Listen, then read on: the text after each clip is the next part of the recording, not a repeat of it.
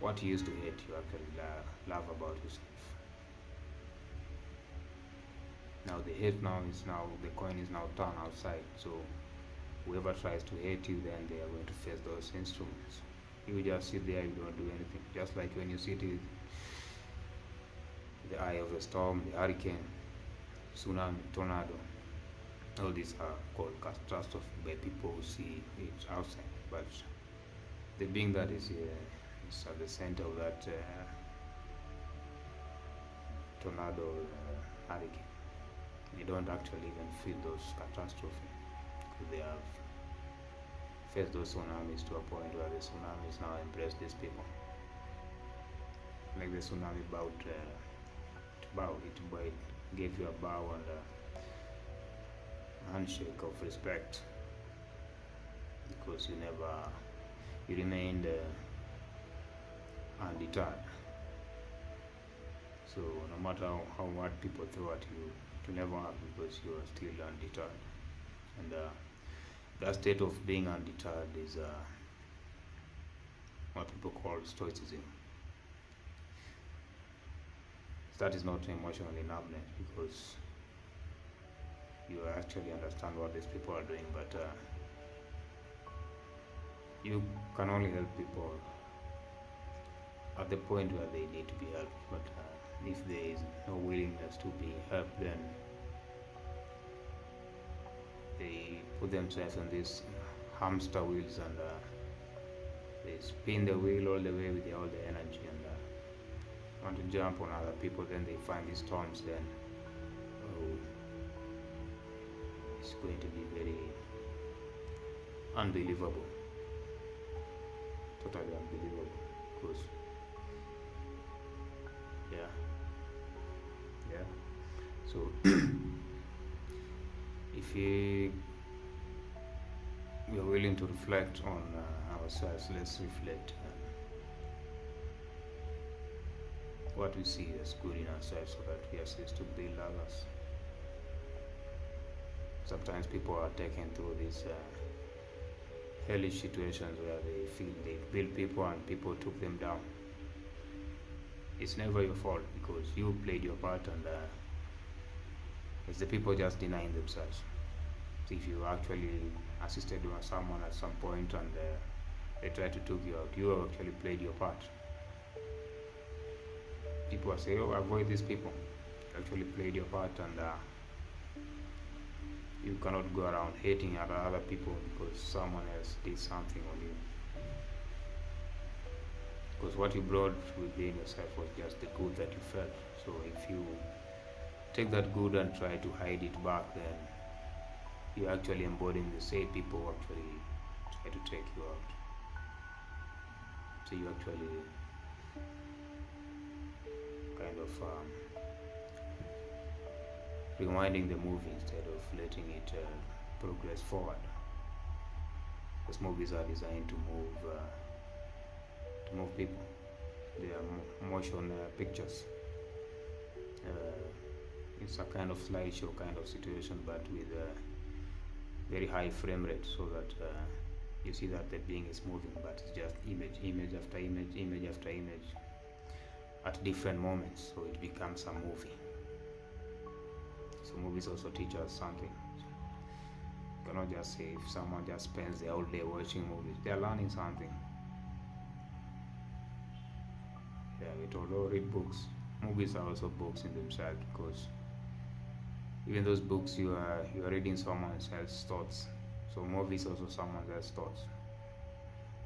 So I also find it funny that people freak out when they watch horror movies, because if you go and watch the behind the scenes of these horror movies, you will really find it to be very, very comedic, with all those visual effects,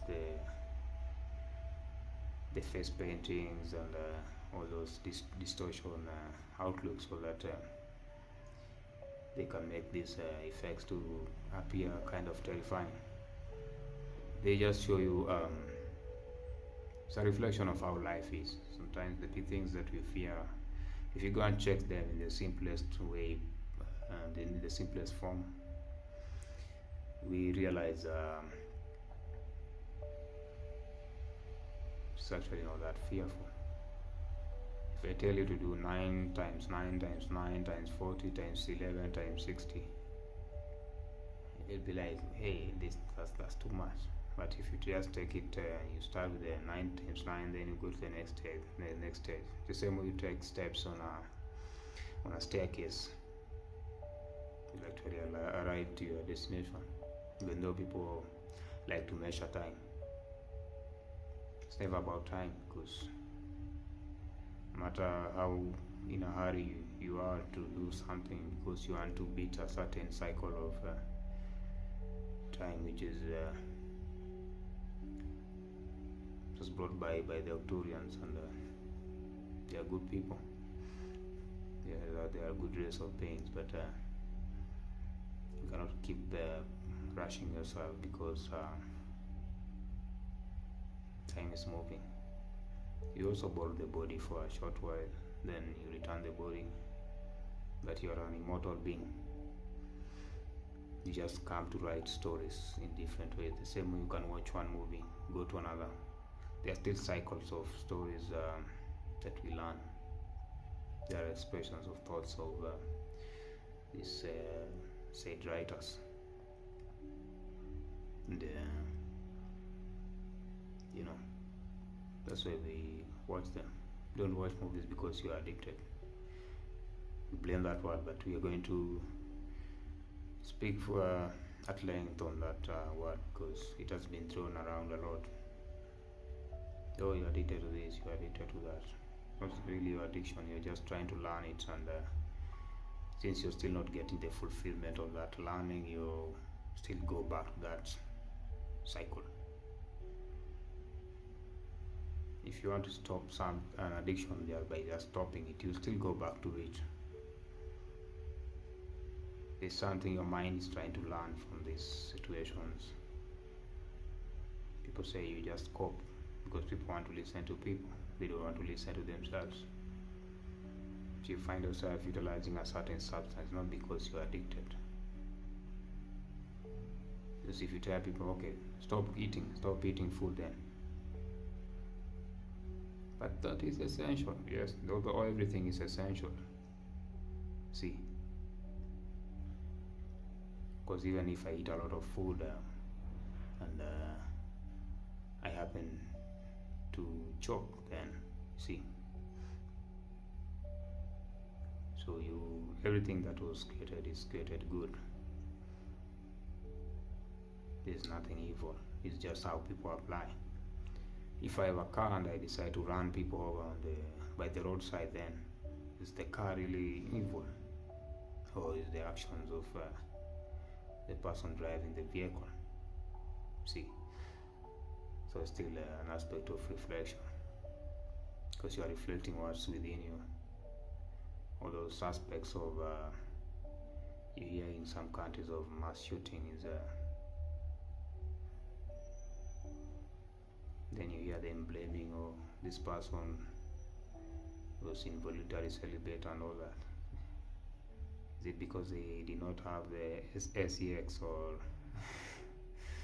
they just felt some self-denial, and they felt they have gone through so much trauma that they have not been able to be guided properly on how to heal, so they decided to project their anger onto the rest of the society, because they felt the society maybe could or should have helped them at one point or another. So we'll still be discussing all this at length, so that you just appreciate everything as it is. Because even if you decide to destroy one thing, you still create another monster. See, you go to a country, you decide to bomb it because you say, oh, these people are the other word that is starting with that T, and then there's an era in it, and then there's an east. So because they like to strap themselves of certain electronics and disintegrate their bodies.